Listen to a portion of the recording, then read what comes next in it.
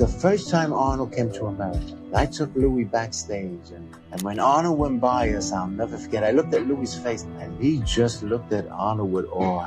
I thought God just passed us. Mr. Olympia 7 times, Mr. Universe 5 times. Folks, would you please welcome Arnold Schwarzenegger.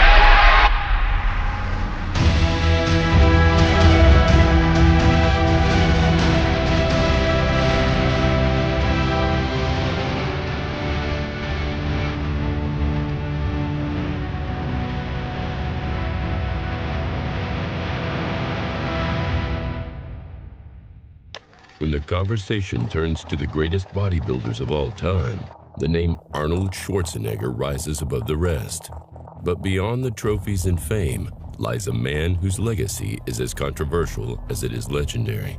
Standing at 6 feet 2 inches with a physique that redefined muscularity, Arnold didn't just win 7 Mr. Olympia titles, he changed the sport forever. He wasn't just a competitor, he became the face of bodybuilding itself. A larger-than-life figure who transformed a niche sport into a global phenomenon. But Arnold's rise to the top wasn't just about brute strength or perfect symmetry. It was about mind games and strategy.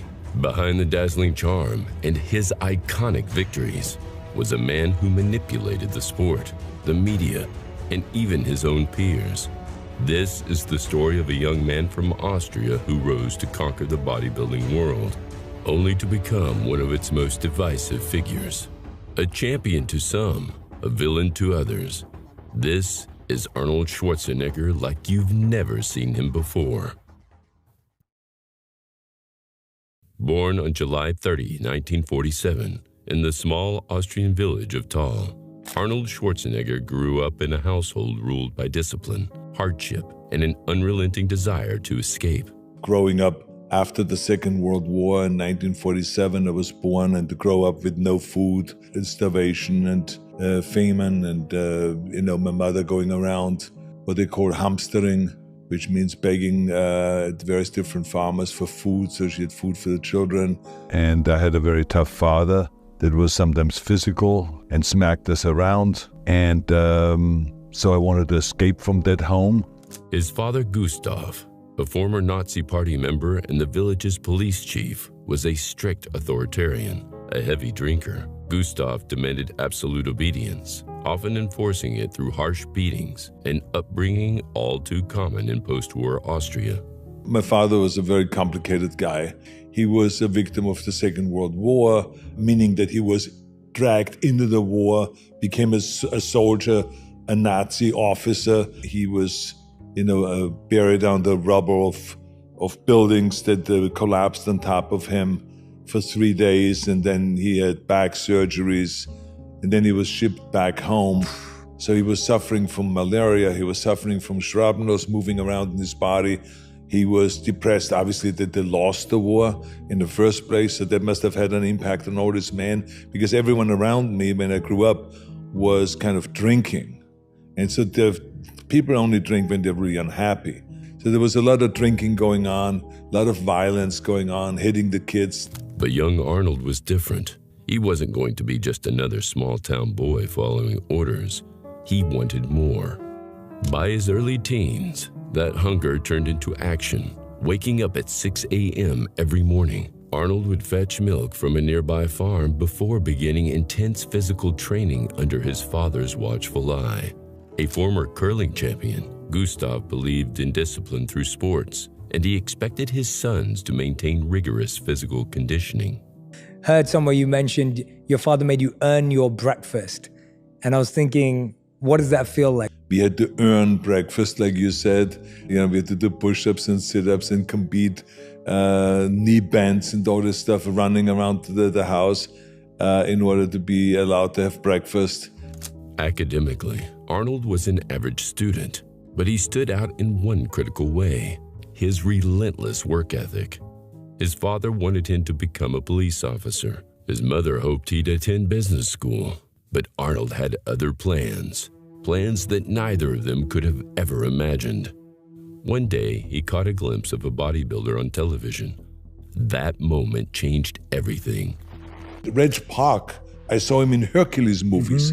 So can you believe that this guy won Mr. Universe 3 times, and then he was discovered in Rome, in Cinecittà, and they saw him there and they said, "Oh my God, you are Hercules. Hercules, yeah. We're going to send you to acting classes and you're going to play Hercules." And then Steve Reeves did the same thing, who was another Mr. Universe from 1950. So both of them became Hercules. But I mean, I said to myself, if Reg Park could get in the movies, maybe when I go to America and I become the world's greatest bodybuilder, then they would ask me to go in the movies. Right then and there, Arnold knew he was going to be the greatest bodybuilder in the world, and beyond that, a global superstar.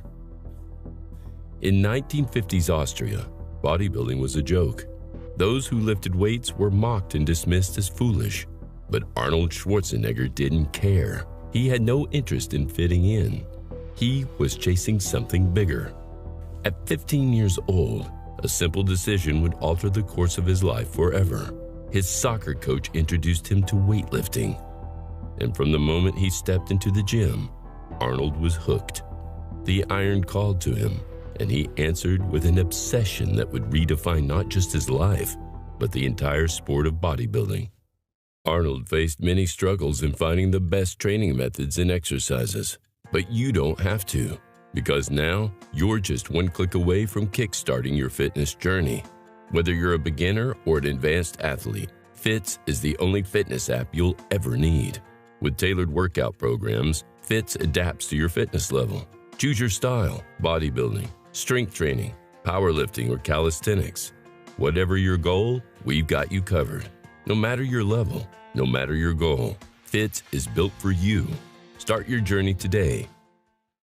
When I went to the gym, all of a sudden the guys were saying, "I can't believe this. You've been here for 3 months and you're bench pressing already 185 pounds. You know something? You have unbelievable talent. And look at your biceps, they're popping out already. And your calves, you know, we should put you on a weightlifting club and then the weightlifting team, and you should become one of our lifters." And then all of a sudden, with the age of 16, I was already competing in weightlifting, and they took me from village to village. Within just 2 years, his relentless training transformed him.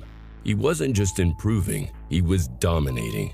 But while Arnold was laser focused on his future, his parents were terrified. And my mother finally went to our house doctor, and she said, "You got to help me because there's something wrong with my son."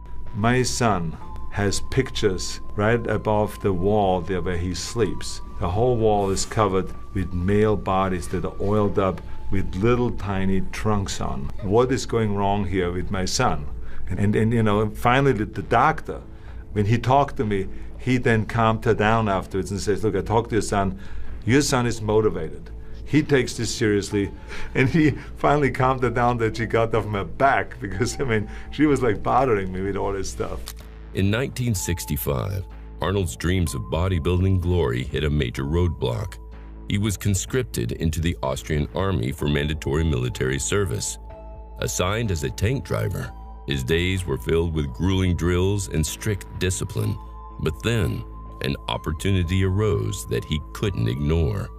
Arnold received an invitation to compete in the Mr. Europe Junior Bodybuilding competition in Germany. There was just one problem. The military refused to let him leave the base. For most soldiers, that would have been the end of the story. But Arnold wasn't like most soldiers. One night, driven by pure ambition, he scaled the barracks wall, crawled under a fence, and vanished into the night, armed with nothing but the clothes on his back and just enough money to reach Germany. Arnold arrived at the competition with no gear, no plan, just sheer determination. But once he stepped on stage, none of that mattered. His physique was extraordinary for his age, razor-sharp definition, near-perfect symmetry, and a commanding presence. After an intense round of posing, he was crowned Mr. Europe Junior, his first major victory. After completing his military service, Arnold's career was about to explode. He landed a job at a gym in Munich, Germany, giving him exactly what he needed: time to train, time to grow, and time to dominate. The man that actually discovered Arnold was a man by the name of Albert Busek.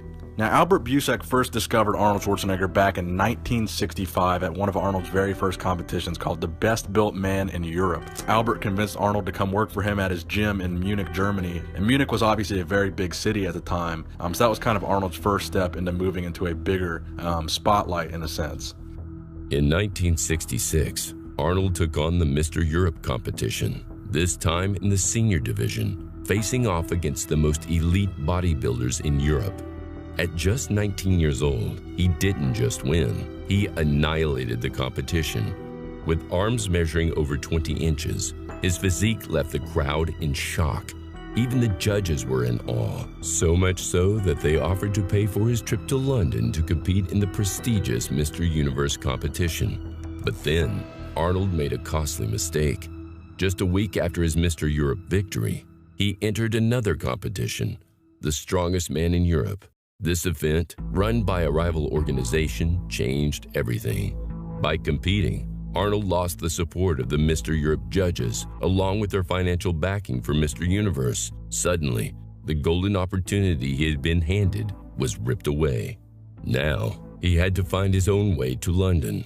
After weeks of scraping together every penny, Arnold finally arrived at the 1966 Mr. Universe competition.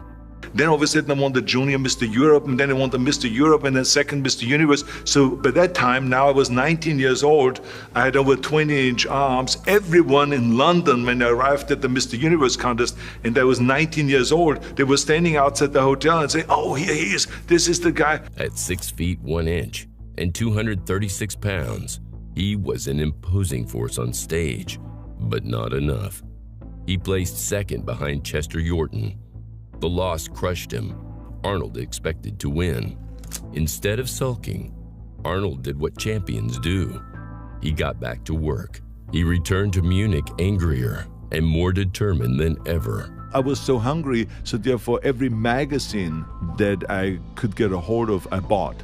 And then I had this whole library of magazines at home, old ones, newer ones, and old books on physical culture. And I read all this stuff and studied it carefully. And then I used my body kind of like as an experiment, because I would do a certain exercise, 40 reps, 40 times. So to know where will I be sore the next day, and then I would write it down, because I wouldn't believe just what the magazine says, because everyone needs a different training. So I followed Reg Park's training, who was the Mr. Universe 3 times. So I followed his routine, but I wanted to know exactly what works for me. So slowly but surely, I dissected the body kind of, and I figured out all of the exercises that I needed to do in order to be the best. Arnold wasn't going to let this loss define him. He would return stronger than ever and claim the Mr. Universe title. Bodybuilders of 20 countries brought their knotty problems to London to face the judges in the Mr. Universe contest. On September 23, 1967, at just 20 years old, Arnold Schwarzenegger made history, becoming the youngest Mr. Universe champion ever. A year later, he returned to the competition bigger, stronger, and more dominant than ever, claiming victory in the professional division of Mr. Universe. Little did he know that this moment would change his life forever. Shortly after his second Mr. Universe win, Arnold received a phone call that would reshape his future. On the line was Joe Weider, a legendary bodybuilding coach, publisher of Muscle Builder magazine, and the most powerful man in the sport. Weider had seen Arnold's potential and wanted to bring him to America. He invited Arnold to compete in the IFBB Mr. Universe competition in Miami and offered him a chance to train and work in California. Arnold was stunned. This was the dream he had envisioned since he was a boy in Austria. Without hesitation, he said yes.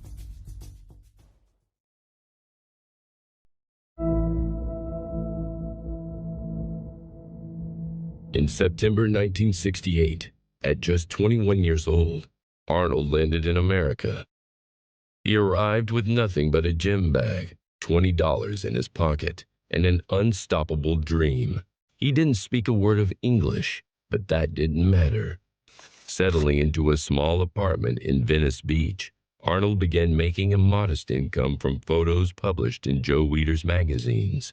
But more importantly, he stepped into the legendary Gold's Gym in Los Angeles, the mecca of bodybuilding. It didn't take long for him to establish himself as the most dominant figure in the gym.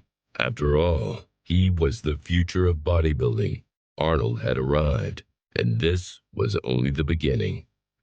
Arnold's first attempt at the American version of Mr. Universe, however, ended in disaster.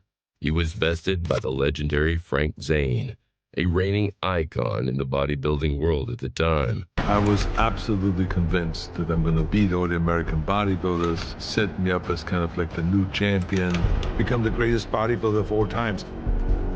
He was acting so arrogant and cocky like the winner, but he wasn't in shape because it was all about being big and, size with him. When they announced the 4th place, 3rd place, and the 2nd place, Arnold Schwarzenegger. I once was considered like the unbeatable guy, and now all of a sudden, Frank Zane won. I think he was just used to winning all the time.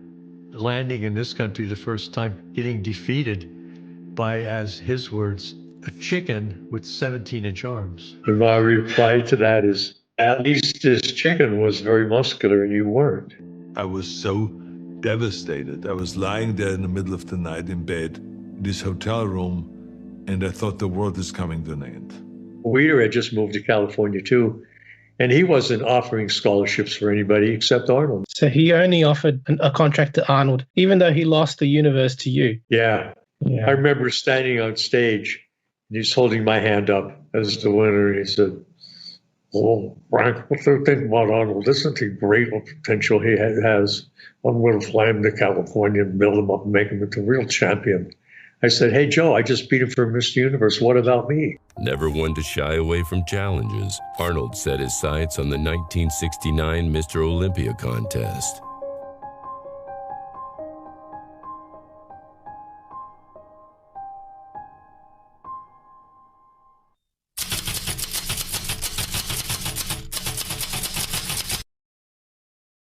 The 1969 Mr. Olympia was the 5th annual event of a contest that was announced by Muscle Builder magazine as the most prestigious contest in the world. The Weider organization was proudly touting the relatively new competition as the best of the best. In 1969, the annual event was held at the Brooklyn Academy of Music in New York. 1 year earlier, the reigning Mr. Olympia, Sergio Oliva, was disappointed to discover that no other competitors had dared to show up in New York to challenge him for the title. In 1969, however, the scenario was undoubtedly different. A new bodybuilding superstar was on the horizon and ready to challenge Oliva for the title.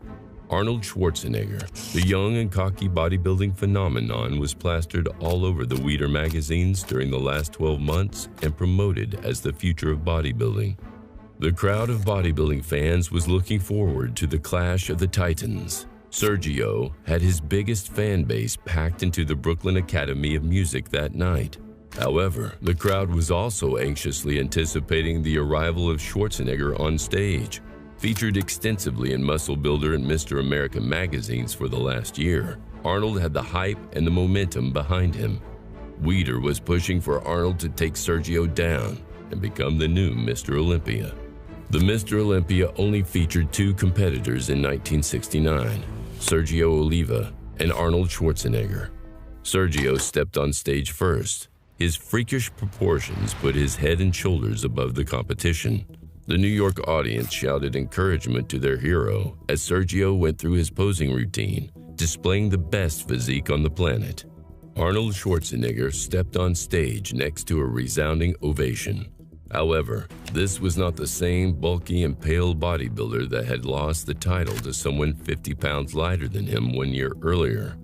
The new version of Arnold was impressive, having spent the last 12 months training and refining his massive physique. Now, he was at least 15 pounds lighter, displaying a hard, ripped, and tan physique that was the closest thing to unbeatable that night. When Sergio and Arnold were brought out together on stage, the judges asked the 2 competitors to hit their best poses so they could decide a winner in such a close contest. Sergio hit a frightening most muscular pose, while Arnold glided into a magnificent 3 quarterback pose. After several non-stop minutes of intense posing, the judges reconvened backstage to try to pick a winner. After taking a poll of all the judges, it was decided by a narrow 1-point vote that Sergio Oliva would be crowned Mr. Olympia for the 3rd year in a row. Although Arnold's face registered obvious disappointment, he quickly regained his composure and wrapped his massive arms around Sergio's shoulders and gave him a kiss on the cheek. However, there was no doubt in Arnold's mind that he would be back in 1970 to take the title and be recognized as the greatest bodybuilder in the world.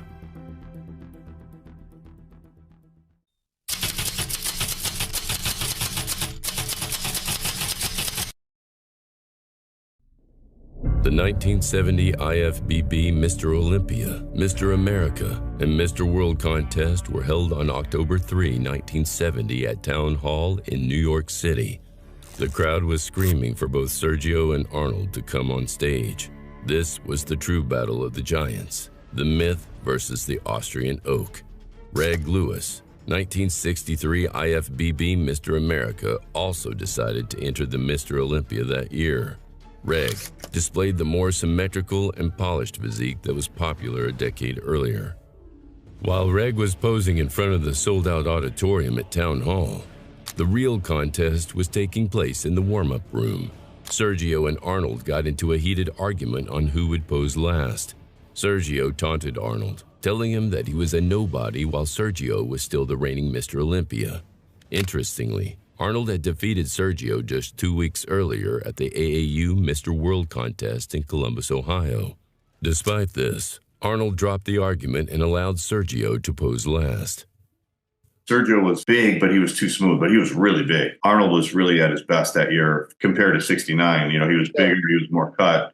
And then he had just beaten Sergio in Columbus, Ohio, like 2 weeks earlier. The story was that he told Sergio, they all went out to dinner afterwards, and Sergio was shocked that Arnold beat him because he had beaten him the year before. So then Sergio said, "I can't believe you beat me, Arnold." And Arnold said, "Sergio, if you would have been just a little bigger, I wouldn't be able to touch you." So then Sergio goes home to Chicago and eats for the next 2 weeks and gets bigger, but he gets fatter. When Arnold stepped on stage, the improvements from a year ago were immediately evident.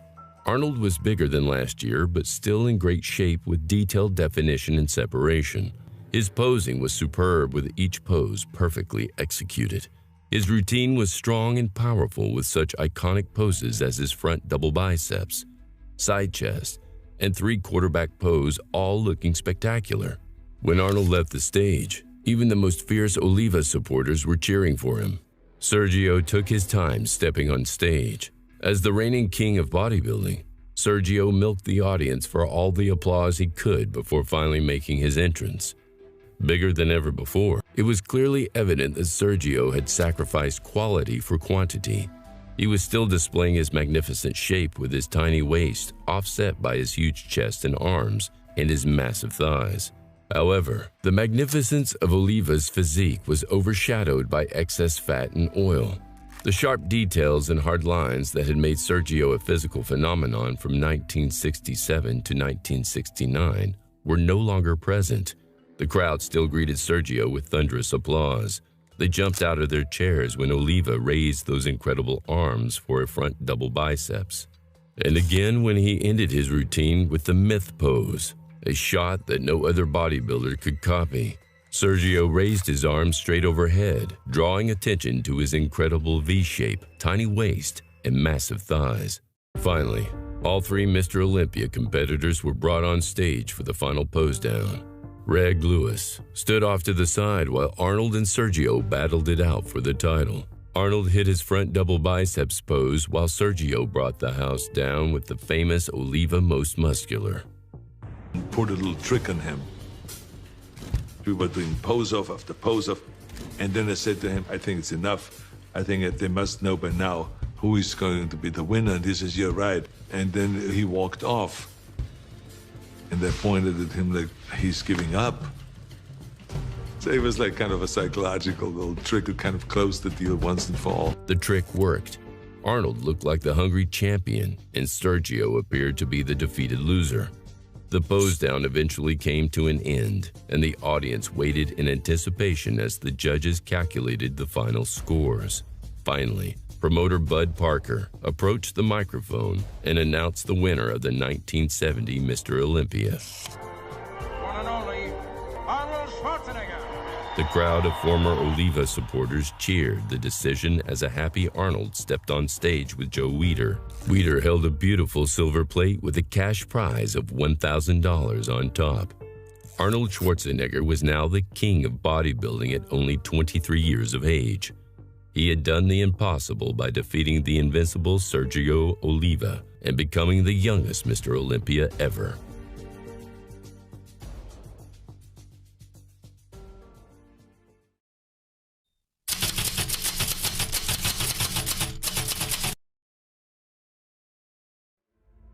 In 1971, the Mr. Olympia contest was held in France, marking the first time the event took place in Europe. Since the contest began in 1965, the Mr. Olympia event had taken place in New York City. The International Federation of Bodybuilders was continuing to work hard to include a more international field of athletes in their organization. The IFBB was quickly growing thanks to the tireless leadership of IFBB President Ben Weider and his brother Joe's popular Muscle Builder and Power magazine. However, they were competing with organizations like the AAU in the United States and NABBA in Europe. Beginning in 1971, Ben Weider made a shocking announcement to all the IFBB athletes. If anyone competed in a non-sanctioned IFBB event, they would be suspended from competing in the IFBB for a full year. On September 24, 1971, the Mr. Olympia prejudging began at 2 p.m. Several contestants who arrived early to register for the contest were disheartened to learn about the new rule when entering non-sanctioned IFBB events. Due to this rule, they would not be allowed to compete this year. Among those athletes was Sergio Oliva, who had competed in the NABBA Mr. Universe contest in London just 1 week earlier, where he lost to the legendary Bill Pearl. Other notable athletes who were banned from competing in the Mr. Olympia contest in Paris included Frank Zane, Ken Waller, Roy Callender, and Franco Columbu. Just a petty thing on the part of the IAPB. They have over the years shown that they're not really, the idea that they're trying to really promote bodybuilding and increase its popularity, it doesn't jive with their record. That example of not letting professionals compete because they competed in another federation, which was ridiculous. Plus, later on, there was a Chicago Pro Show where they didn't sell enough tickets, and the guy promoter had already paid the IFBB a sanction fee. I don't remember what it was, but it was pretty considerable. And so this guy, the promoter, appealed to Ben Weider for help. He says, "Could you, help us put on the show? We don't have enough money." And Ben Weider turned him down flat. And I learned of this because I ran into some of the guys who were supposed to compete, or called these other guys, and they were furious about it. They literally had the rug pulled out at the last minute. And I never forgot that. I said, what a petty thing. They could take the money from the promoters, but they won't give anything back at all. Horrible. Yeah. I'll say this publicly now. I don't care. Joe Weider's gone. I'm not aligned with any magazine. I'll say it like it is. The IFBB treated the bodybuilder like crap.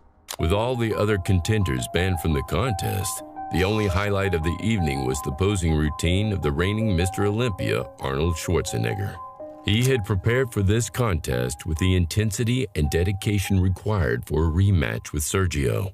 He never thought that he would be unopposed at the 1971 Mr. Olympia.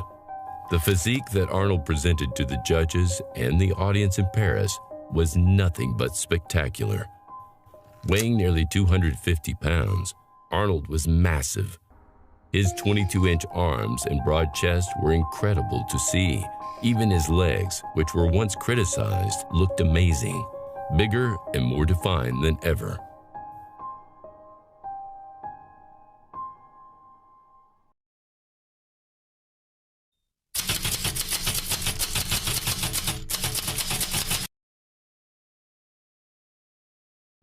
The 1972 Mr. Olympia is considered to be the greatest and also one of the most controversial bodybuilding contests of all time. Held outside of the U.S. for only the second time since its inception, The 1972 Mr. Olympia featured a much-anticipated matchup between reigning champion Arnold Schwarzenegger and multi-Olympia winner Sergio Oliva. The showdown would take place in October at the Handelshof in Essen, Germany. The clash between bodybuilding's top two giants was, according to many, the defining matchup of 1972. However, it would have been unwise to overlook the rest of the field.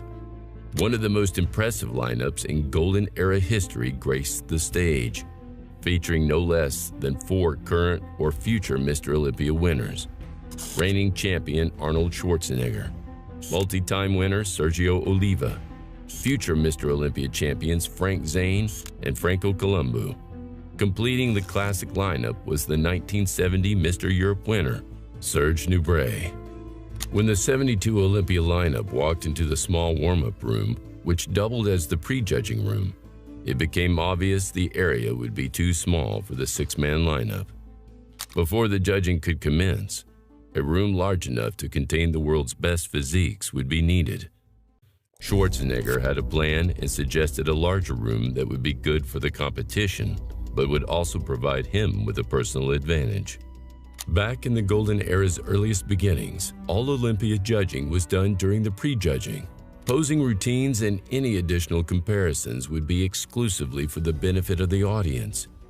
As expected, Arnold and Sergio towered over the rest of the competition. To the trained eye, Sergio appeared to have a clear advantage with his superior muscle size and naturally impressive physique. Arnold, being Arnold, used his intelligence to outsmart Oliva.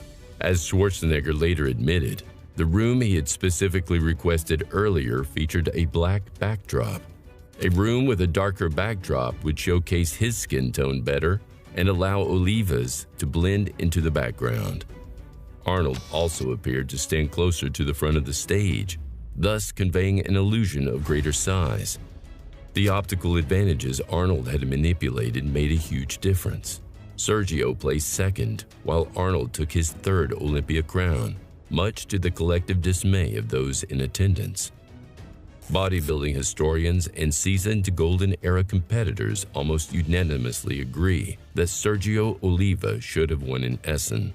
Again, I hate to talk about a contest that I wasn't at, but judging by the many photos I've seen and the eyewitness accounts of people that did compete, other than Franco, all of, like Frank's saying, all the other guys told me that Sergio was a clear winner that night. It's a shame. You know, he should have won that Mr. Olympia.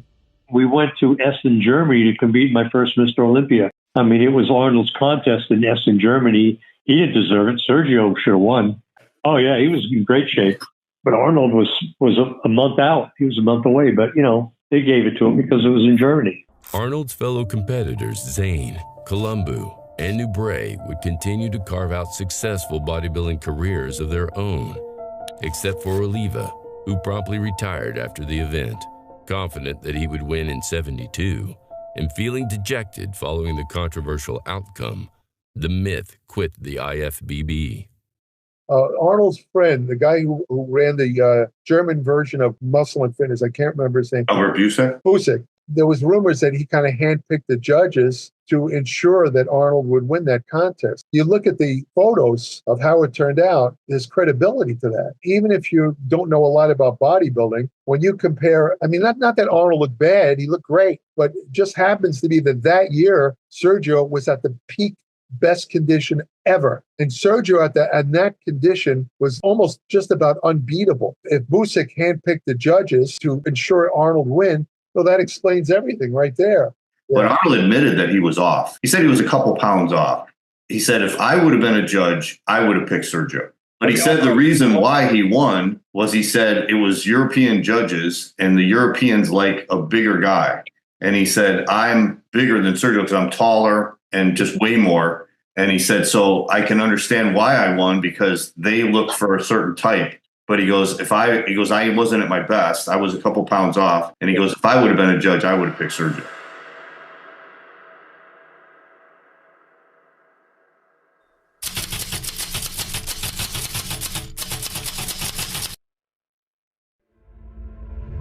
The 1973 Mr. Olympia was held on September 8, 1973, along with the IFBB Mr. America and Mr. World events. The 1973 Mr. Olympia was a historic event. This was the main competition that was featured in the book Pumping Iron, released by Simon & Schuster in 1974. Now in its 9th year, the Olympia was still struggling to grow in the number of competitors. Only overall winners of either the Mr. World or the Mr. Universe were eligible to compete in the Mr. Olympia, so it truly was an elite group. The first competitor on stage was the great Serge Nubret from France. Serge displayed a thick but extremely aesthetic physique. His tiny waist combined with his massive pecs, shoulders, and arms transformed his front poses into artistic masterpieces. Franco Columbu bounded on stage to the roar of the packed New York audience. Franco had made his mark in bodybuilding over the last 5 years since moving to America from Italy, courtesy of Joe Weider. Now it was time for the king. Arnold Schwarzenegger slowly walked on stage to the roar of the bodybuilding-crazed crowd. This was the guy they had waited hours to see. Arnold stood on stage, facing the audience, and he casually flexed his incredible calves for the benefit of the audience. Arnold had injured his knee just 1 year ago. He wanted to prove to the judges and the crowd that he had fully recovered and was better than ever. Opening up his body to an incredible front double biceps pose, the audience erupted into chaos. For the next few minutes, Arnold hit one trademark pose after another with perfect precision and grace. After his close and controversial call over Sergio in 1972, Arnold was in the best condition of his life for the 1973 Mr. Olympia. His physique was so refined and sculpted, it bordered on perfection. Arnold was big, thick, ripped, and totally aesthetic.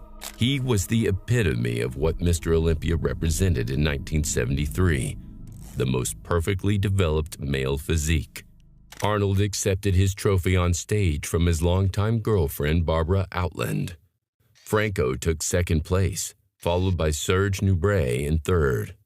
This was Arnold Schwarzenegger's 4th consecutive Mr. Olympia, and he was now indisputably the king of bodybuilding. What made this victory even more special was that it was captured by the team of Gaines and Butler, forever immortalizing it in the iconic book, Pumping Iron.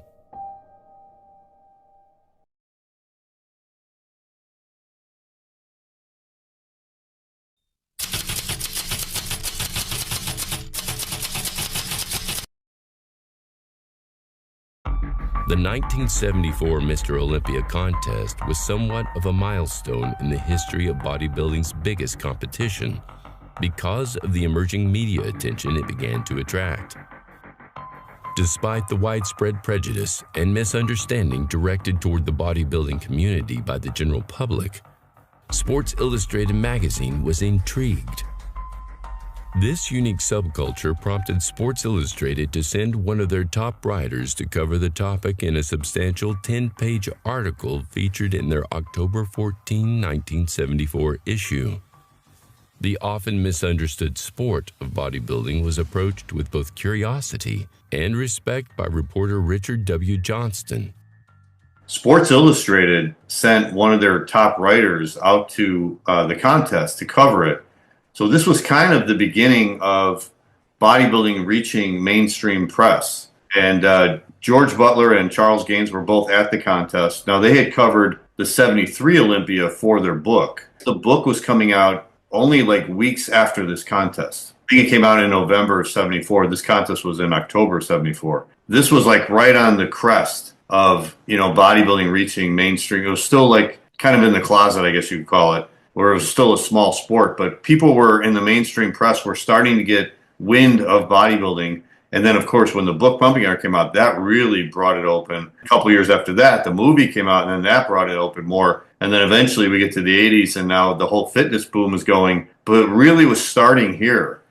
The timing couldn't have been better for the nation's leading sports magazine. Arnold Schwarzenegger, the reigning Mr. Olympia, was set to defend his title for the 5th and final time that very weekend. The event would be held in New York City at the prestigious Felt Forum in Madison Square Garden.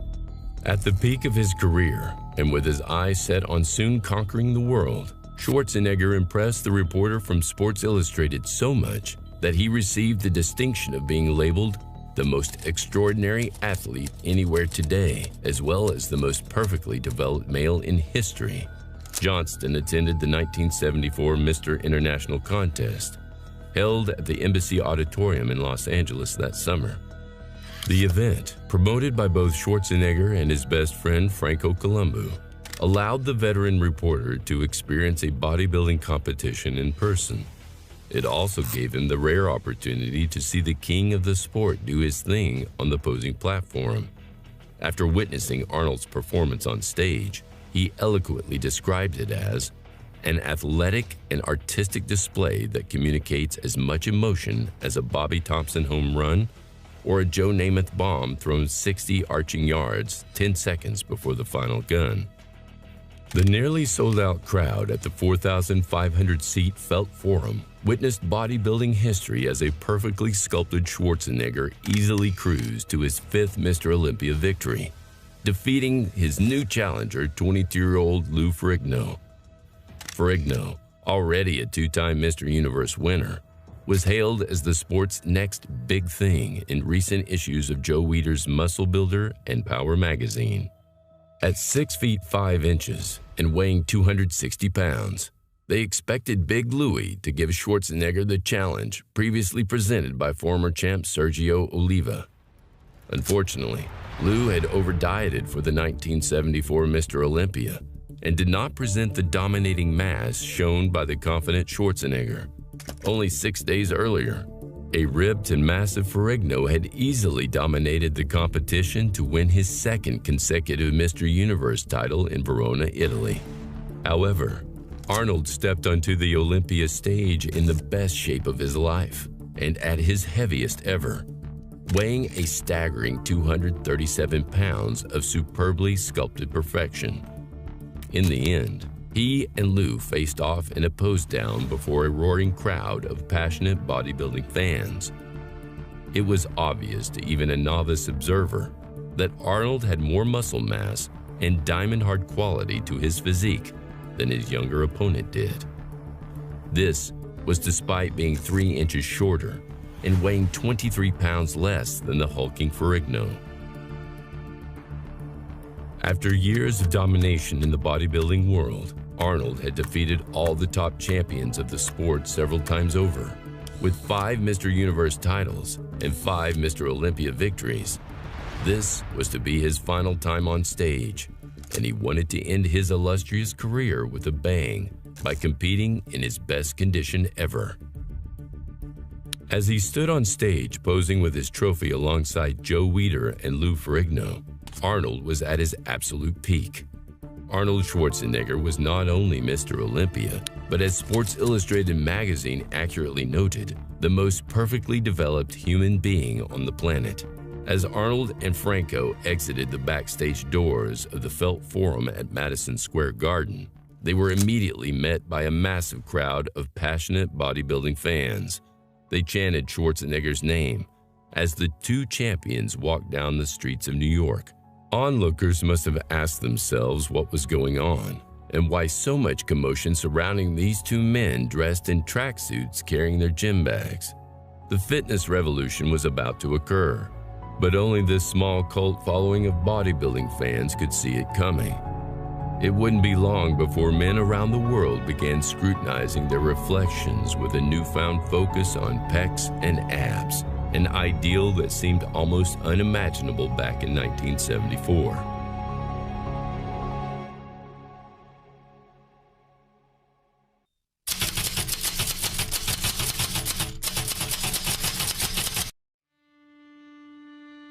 Ten years ago, the Mr. Olympia began at the small Brooklyn Academy of Music in New York City. One of the first surprises in store in 1975 was a change in venue, with the contest being held in Pretoria, South Africa. This was an exciting change, proving the international reach that the IFBB had achieved in the last decade. Both the IFBB, Mr. Universe, and the prestigious Mr. Olympia contests were held the same night. However, that's not the final surprise in store for competitors and fans. The 1975 Mr. Olympia would prove to be an historical event for another reason. Director George Butler was using the 1975 Mr. Universe and Mr. Olympia competitions as the focal point of his new documentary about bodybuilding. George called his new film Pumping Iron. He decided on the same title as the best-selling book published only 1 year earlier with his partner, Charles Gaines. Little did anyone know that the movie Pumping Iron would go on to be a classic film that defined the sport of bodybuilding for decades to come. The 1975 Mr. Olympia was also historic as the biggest competition in the 10 years since it began. Maybe due to the rumor that the reigning champ, Arnold Schwarzenegger, would not compete due to his emerging film career. More competitors showed up to try their hand at winning the biggest title in bodybuilding than ever before.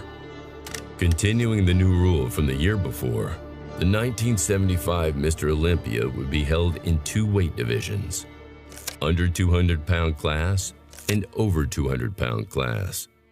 In the under 200-pound division, a total of 6 competitors entered the class.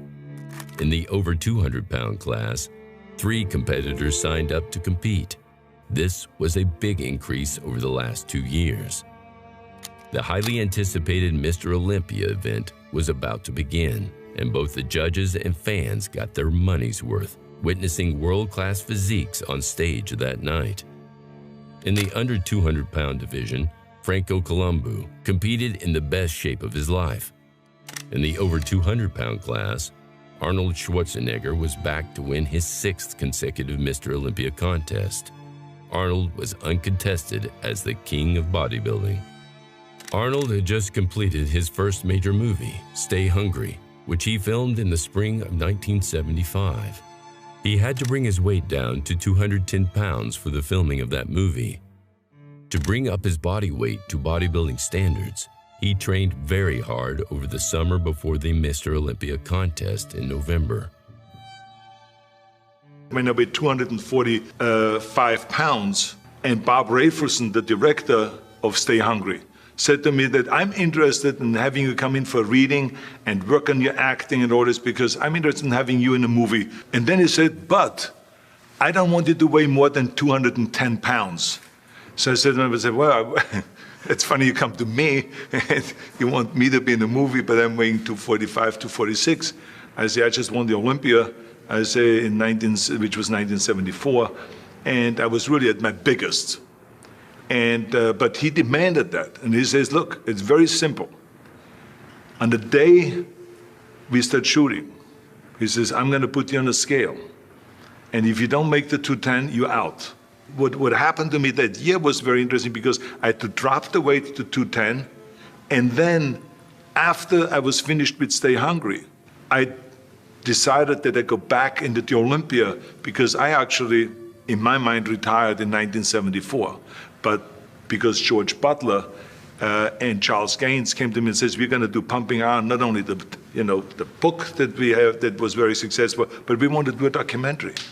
And we want you to be in it, and otherwise it doesn't work. We needed you to be in it. So I said, okay, good. I started training again, and I only had 3 months now. Arnold competed at 225 pounds in the 1975 Mr. Olympia, roughly 12 pounds lighter than his weight in 1974. Arnold was still the obvious winner with his amazing physique, great muscle mass, and separation. In second place was the aesthetic and ripped physique of Serge Nubret from France. He was incredibly hard and lean, with deeply etched abs that seemed to take on a life of their own under the stage lights. Serge upset Big Lou Ferrigno for second place. Lou was competing in his second Mr. Olympia contest, but he made a mistake by competing too big. He was just not ripped enough to challenge Serge or Arnold for the title. In the overall pose down, Franco and Arnold posed down for the last time together at the 1975 Mr. Olympia. Arnold, as expected, won his 6th consecutive Mr. Olympia contest, hugging his friend Franco when he was announced the winner. Arnold then announced his retirement from competing in bodybuilding. And I would like to announce officially that I'm retiring from bodybuilding competition. I would like to thank you all for supporting me. I would like to thank the judges. Bodybuilding has been a beautiful experience for me, and I will continue it for the rest of my life. I only stopped competing, but I'm not stopping bodybuilding. It's the greatest sport. Thank you.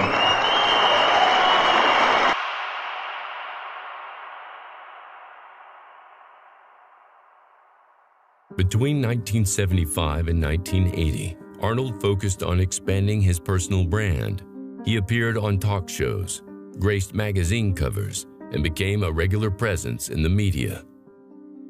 He would go on these talk shows and he would explain what bodybuilding is, and he would make it more, palatable, I guess, for the general public, where people could, I understand it more now, I get it. Where before it was thought of as this really weirdo sport, nobody would even look at it. And Arnold made it kind of cool and kind of, hip and all that. And then it became like cool to work out. And then everybody started getting into that. I remember being in high school, confident. Is this always what you wanted to do after bodybuilding? It wasn't clear when I was a kid what I wanted to do, but I knew that bodybuilding was a means to an end, and it would open up a lot of doors and opportunities. So did you ever consider secretarial work? I did.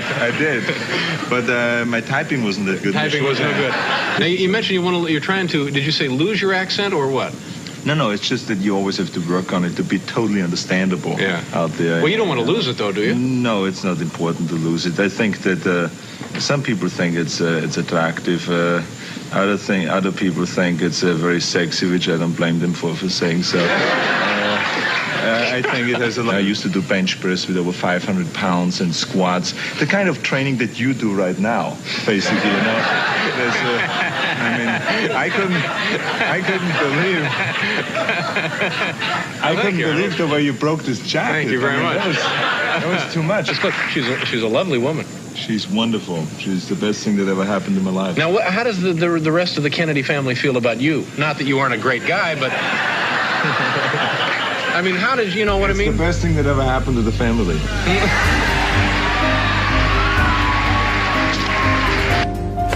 I guess you don't have to be a muscle man to want to look like one, or look at one, especially if the muscle man is Arnold Schwarzenegger, the folk hero of the 90-pound weaklings.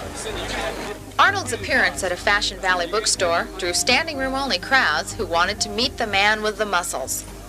In 1977, he published his autobiography, The Education of a Bodybuilder, which became a bestseller and made him even more famous as a fitness icon. However, Arnold's biggest success came with the release of the documentary Pumping Iron in 1977. The film introduced the world to the underground culture of bodybuilding like never before. But Pumping Iron didn't just showcase Arnold's victory, it also ignited one of the biggest controversies in bodybuilding history. If you're looking at the movie Pumping Iron, most people didn't know Arnold retired after 74. George Butler had to entice him out with, George wouldn't give me the amount, Jerome Gary, who was co-produced with George. He told me they offered Arnold $50,000 and I think 5% of the cut of the film to get him to compete again. So if any of the competitors knew at that time that Arnold's being paid $50,000 to compete and then Charles Gaines is going to judge the contest, a lot of them are going to say, what the hell? The documentary famously highlights Arnold's rivalry with Lou Ferrigno, framing it as the ultimate battle between the reigning king and the hungry challenger. Lou, training in a dim, cramped Brooklyn gym under the watchful eye of his overbearing father, is cast as the underdog, while Arnold basks in the California sunshine, effortlessly joking with friends at Gold's Gym. It's a perfect narrative, the young lion versus the seasoned alpha, but it wasn't entirely true. Ferrigno later revealed that the dynamic between him and Arnold was exaggerated for dramatic effect. The tension, the pressure, and even the father-son dynamic were dialed up to create a story, not just a competition. If you watch Raw Iron, we interviewed George Butler, the director, and he lays it out pretty well, but they didn't know exactly what the story was going to be. He was really interested in the subculture of bodybuilding, which it was a subculture 70s. And there was a lot of guys that were interesting. And originally, which this is something that I spent a lot of time watching this footage, it was originally, if I remember correctly, it was going to be about Frank Zane, because he was the most articulate and he was a very smart guy into health and all that stuff, like before anybody. But then through the course of all of it, somehow Arnold, was in that scene. And as soon as he started working with Arnold and filming him smartly, he realized Zane's a nice guy. We love him, but this guy right here is unbelievable. And then they crafted this rivalry between him and Lou. And Lou was the perfect foil, right? Because he was living in Brooklyn and he was kind of beaten down and in the basement. And, they made him look way darker than he was. Arnold, of course, knew exactly how to portray the role the film required. He treated pumping iron like a stage. And on that stage, he was the villain, a charming, calculating mastermind who was always 2 steps ahead of his competitors. I remember once when he said, I'm going to give Franco all the wrong advices because he listens to me like I'm his mother. That was right in the film. Well, when that film came out, the friendship between Franco and Arnold almost ended. Franco is pretty smart, but Franco is a child. And when it comes to the day of the contest, I'm his father. He comes to me for advices. So it's not that hard for me to give him the wrong advices. And then there's the infamous story Arnold tells in the film. The moment when he claims to have skipped his own father's funeral because it conflicted with his training. And it was in a way a sad story when my father died. Because my mother called me on the phone and she said, your dad died. And this was exactly 2 months before a contest. She says, do you come home to the funeral? I said, no. It's too late, he's dead, there's nothing to be done. Then we wanted to sell the idea of how cold I am really, and how I have no emotions. For instance, now I took a story that I actually heard in France. One bodybuilder one time tell me, 4 years before, a story about how he never went home to his father's funeral. So I stole that story, and I said, I have to say that story. People will be shocked. People will be writing about it when this movie comes out. And that's how you get, of course, headlines and all those kind of things. And people will write about the movie. That's how we sell the tickets. And they said, as a matter of fact, my father died one year, just before competition. And my mother called me and they said, are you going to come home to the funeral? And I said to her, why? He's dead already. So I acted really totally cold. And people, it really worked. People were shocked about this. Some of them were appalled by this.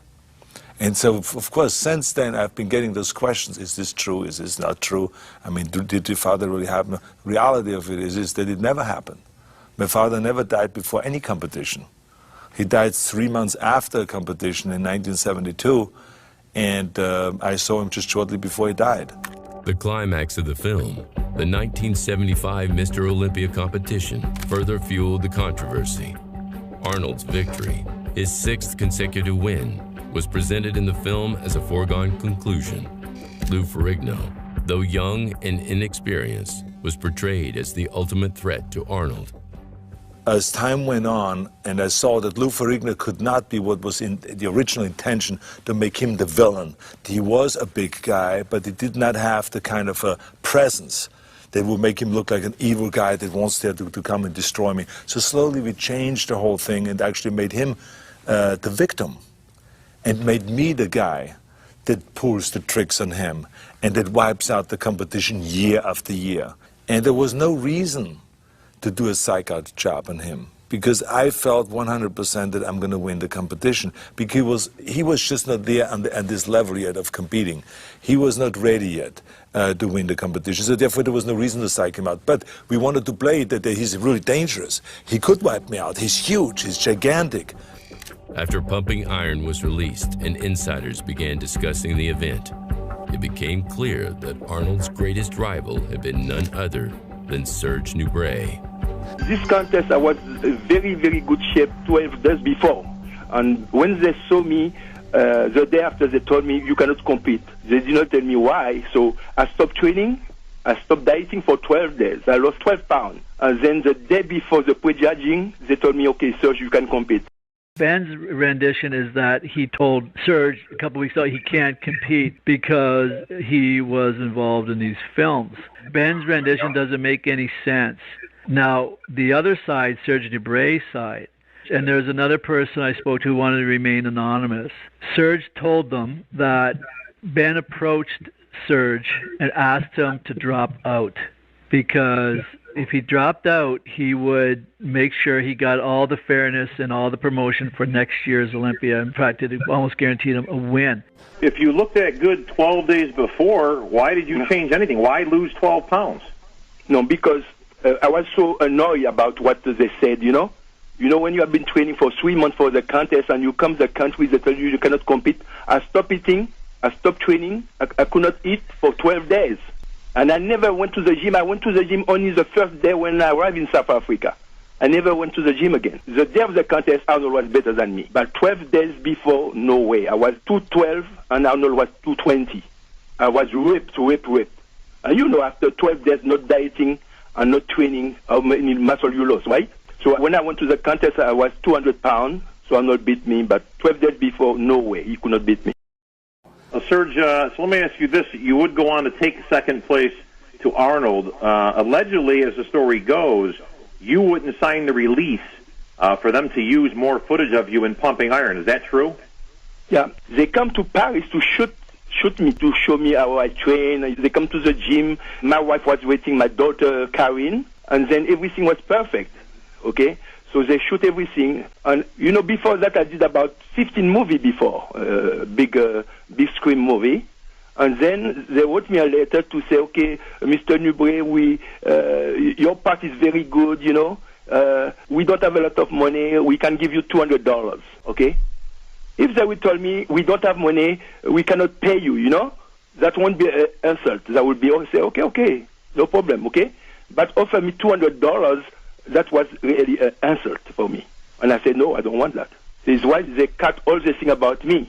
And they said the last entry Serge Nubray, but they come to Paris 1 month before to film me.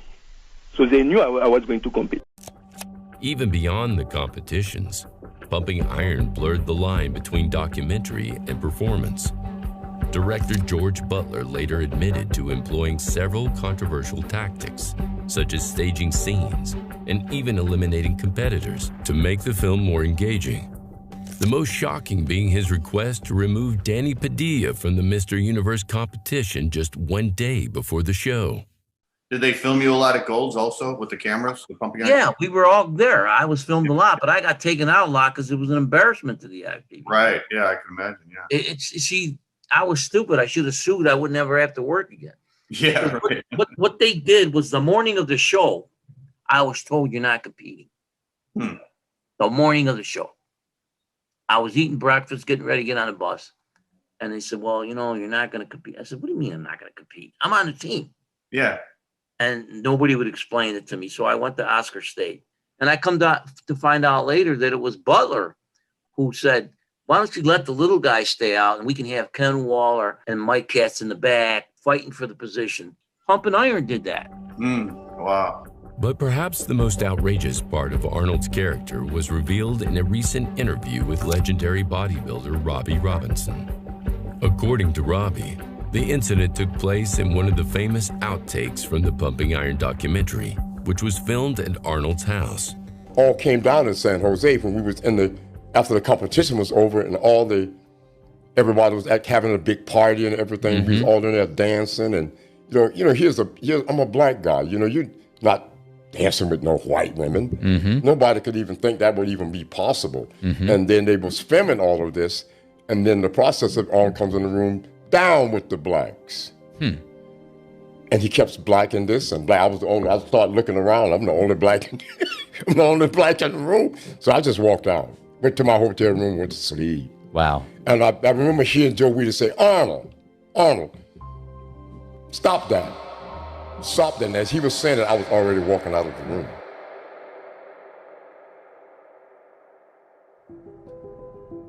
Arnold made his acting debut in 1970 with the film Hercules in New York. However, due to his thick Austrian accent and long, unfamiliar name, he was credited as Arnold Strong. At the time, Hollywood producers were hesitant to cast him because of his accent and difficult-to-pronounce surname. But Arnold's goals were crystal clear. He wanted to become the highest-paid actor in the world. In 1974, Arnold had begun taking acting lessons and threw himself passionately into this new pursuit.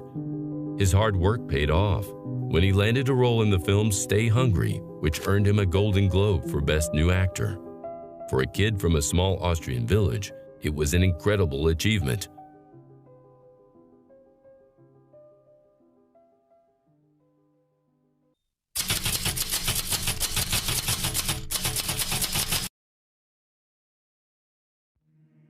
By 1980, Arnold Schwarzenegger had been retired from competitive bodybuilding for 5 years and was focused on his growing movie career. Everyone believed he had moved on from bodybuilding, or so it seemed.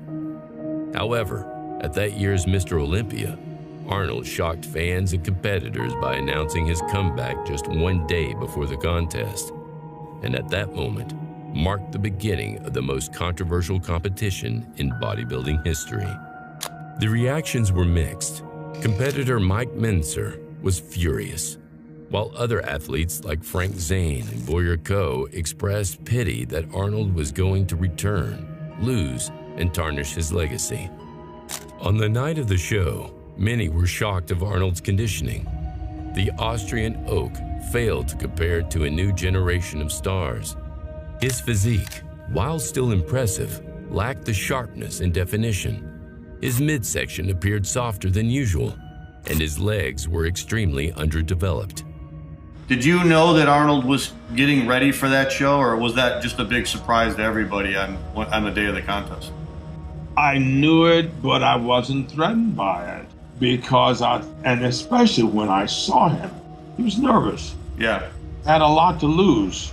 And I was around Arnold when he was doing his prep at World Gym. I saw him daily and I was really, wow, Arnold was really coming in strong. He was looking he looked better 1 month before the show.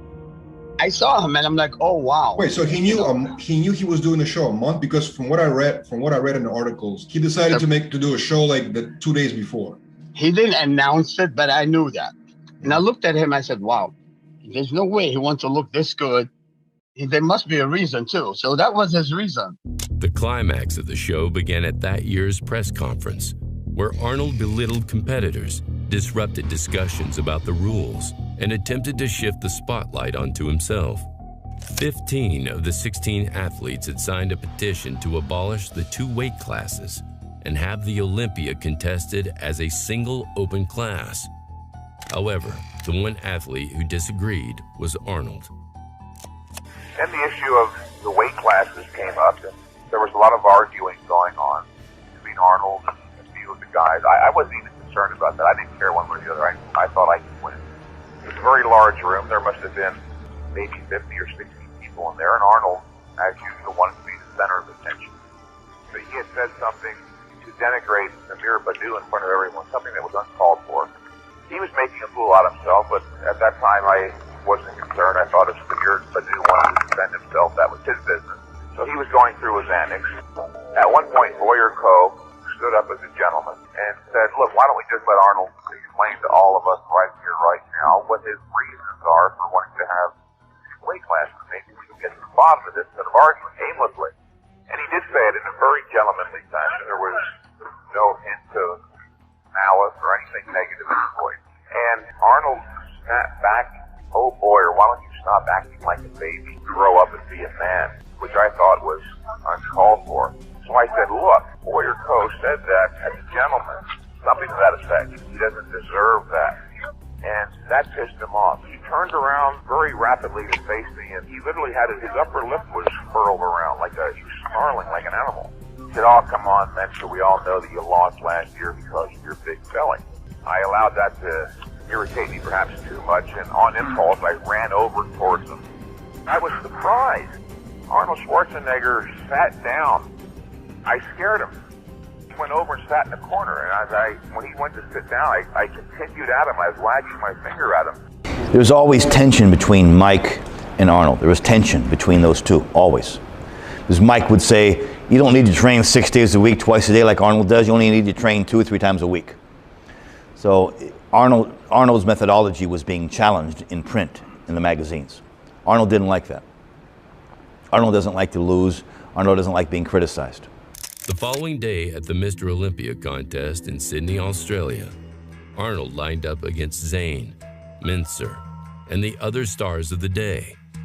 What he lacked in muscularity and leanness, he made up for with charisma. Arnold told jokes to competitors on stage to break their concentration, and then jumped out of line to strike poses. Arnold was, he was on stage and he was supposed to be doing compulsory poses, and he wasn't. He was doing whatever he felt like. And the judge, guy's name was Dennis Stallard, I remember, he told him, he says, Arnold, do the compulsory poses that we call for. And Arnold ignored him, just kept doing whatever he wanted. He told him again, and then finally he told him the third time, he says, Arnold, you're disqualified, get off the stage. Arnold didn't leave the stage, but that night, Dennis Stallard was disqualified as a judge and flew back to England. But of course, my experience was back then in 1980. I saw that Arnold was the IFBB if he wanted to be, and that particular day in Sydney, Australia, the day of the Olympia, he was the IFBB. I had been given to believe prior to that Ben Weider was the president of the IFBB, and beyond that, he prided himself on being a stern, strong president. But on that particular day in 1980, he took a distant backseat to Arnold. Arnold seemed to be running things. He could have it any way he wanted. The crowd at the Sydney Opera House showed their approval for the Austrian oak. Although few expected him to win, the sight of seeing Arnold back on stage prompted warm applause and cheering. The surprises continued as the judges ranked the competitors. The 2 finalists were Chris Dickerson and Arnold Schwarzenegger. Meanwhile, reigning champion Frank Zane favored challenger Mike Mincer and Boyer Coe, who displayed exceptional conditioning, all failed to impress. As the 2 men went through their poses, many believed that Dickerson would take the title. He was leaner, more muscular, and presented a superior overall physique. Arnold, on the other hand, tried to hide flaws through clever posing and rely on his stage presence to win the day. At the end of the night, Arnold, who many believed didn't even deserve a top 5 finish, ended up winning the show. The judges awarded Arnold 300 points to Dickerson's 292. The decision outraged the crowd, competitors, and even IFBB founder Ben Weider. That particular contest was so clearly fixed that every other competitor and many of the fans in the audience raised a fuss. And of course, in the aftermath, all the magazines carried articles pertaining to the fact that it was fixed. It was very clear. In bodybuilding and fitness magazines, Arnold's victory was instantly criticized. Iron Man magazine had to edit testimonies from fans to remove all the explicit language used to describe the decision. In public and private, Ben Weider claimed Dickerson had been robbed of the title. Even Arnold kept relatively quiet. There were larger ramifications at play too. In 1979, CBS agreed to broadcast 3 Mr. Olympia contests beginning in 1980. When the CBS film crew returned to the United States, they refused to produce the recordings because, in their view, the contest had been rigged in Arnold's favor. CBS television was there to film the show, and then that footage was never used. And you did get to see that footage, though, didn't you? This is what happened. Prior to the Mr. Olympia, CBS sent a film crew and spent 2 days with who they assumed might be the top competitors. And then that same film crew went over to Sydney to film the contest. The guy that was there, he called me in Sydney after the contest and he says, I'd like to have a meeting with you and Frank and Dennis and a couple of other people. He said, we're never going to be able to show this on TV. He said, it's just too controversial. It was obvious to him that Arnold didn't deserve to win, and they didn't want to put something so controversial, even to the average person sitting in the audience, to realize, hey, something's wrong here. This is not right. So Sherm Egan, that was the guy's name. He was the guy that was producing the thing for CBS. So somehow or another, he calls me later that year because I'm in New York, and he says, if you'd like to see the uncut version, the unedited version of this thing, he says, meet me at CBS, and I'll let you watch it. We went and watched the thing. And I didn't realize what a great difference it was until you're sitting watching the thing. And that's when it really was apparent, hey, something is wrong here. Two things I noticed that stood out in watching Arnold. He looked thin, okay, but he also looked unbelievably nervous. He was not confident. He's always been noted for being very, very confident in charge. He was not. Even with all the judges in his pocket, he was still unsure of how the crowd was going to react, and they did react quite negatively when they announced the results of the contest. CBS's relationship with the Olympia show disappeared. The decision also hurt competitor relations. Immediately after the contest, Mintzer retired from bodybuilding. Zane and co. withdrew from smaller competitions in the immediate aftermath, and Dickerson was heralded by many as the real champion. When Ben Weider introduced Dickerson at a training seminar months after the contest, he referred to him as the man who should have won the Olympia. The Australian Association presented me with the winner's trophy. They came over on Qantas Airlines and met me at Gold's Gym and said, Chris Dickerson, Mr. Olympia 1980. Never talked about that because I respect Arnold and he was the official Mr. Olympia. Of the 7 Olympia judges, 4 were arguably predisposed towards Arnold, owing largely to personal considerations. Some, like former bodybuilder Reg Park, were Arnold's close friends. Others, like Albert Buzik, helped Arnold break into American bodybuilding in the 1960s. Even the contest organizer, Paul Graham, was Arnold's close friend. And I get sick and tired of hearing people bring up the idea that, well, bodybuilding is subjective.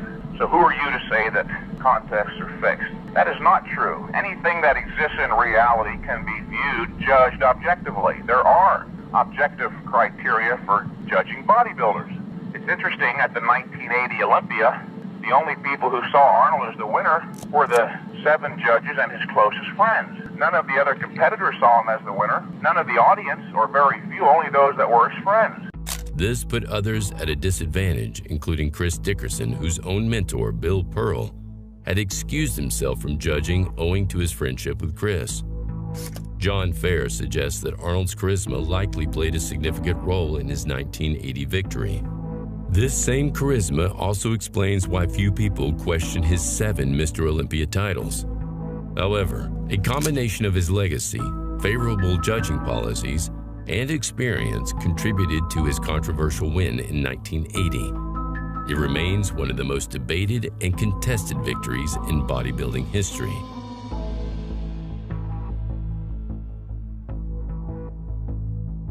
In 1982, Arnold returned to the spotlight with Conan the Barbarian, a film that marked a turning point in his career. After a year spent refining his English, mastering swordsmanship, and training for the physically demanding role, Arnold headed to Yugoslavia and Spain for the 6-month shoot. Conan the Barbarian was a massive success, grossing over $200 million at the box office. It was followed by a sequel, Conan the Destroyer, solidifying Arnold's status as a rising star in Hollywood. Then, in 1984, Arnold starred in the film that would make him a global icon, The Terminator. The movie was a worldwide hit, and Arnold's portrayal of the relentless cyborg assassin earned him the title of International Star of the Year.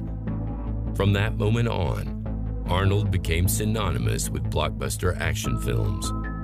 In 1989, Arnold further cemented his legacy in bodybuilding by creating the Arnold Classic.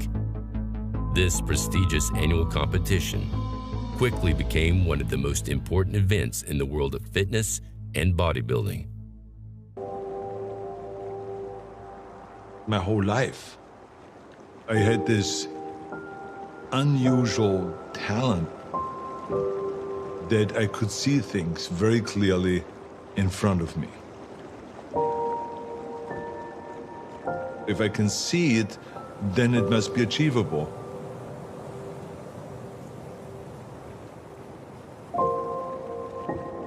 The idea was to sculpt the body to your will, but it also can be used to shape your mind. To do the things that everyone calls impossible. And that gives you the will. And no doubt that you could make your visions not only become a reality, but go beyond your dreams.